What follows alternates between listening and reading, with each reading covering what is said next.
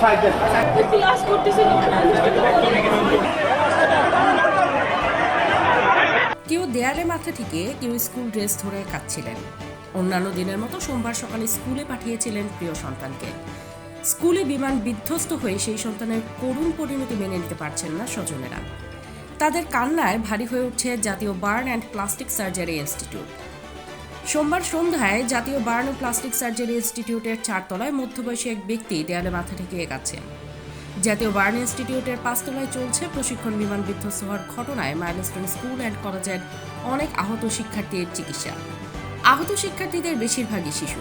এর আগে বেলা 3টার দিকে 520 নম্বর কক্ষের সামনে মেঝেতে 4র্থ শ্রেণীতে পড়ুয়া ভাগ্নে মেহরিনের স্কুল ড্রেস ধরে কাঁদছিলেন ফাহাদ নিয়ন। পাশে একজন নারী নিয়নকে সান্ত্বনা দিতে গিয়ে নিজেও কাঁদছিলেন। মাইলস্টোন স্কুল অ্যান্ড কলেজের ভবনে বিমান বিধ্বস্তের ঘটনায় আহতদের জাতীয় বার্ন অ্যান্ড প্লাস্টিক সার্জারি ইনস্টিটিউটে আনা হয়।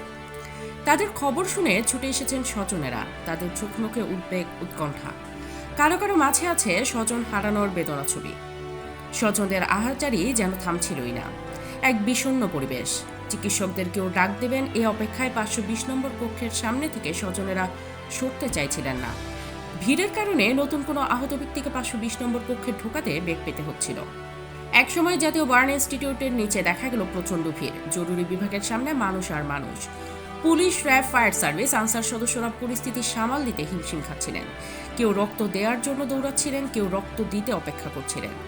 অনেকেই রক্ত সংগ্রহের জন্য প্লেকার্ড হাতে দাঁড়িয়েছিলেন। আবার স্বজনেরা আহত ব্যক্তিদের খোঁজে ছুটছিলেন।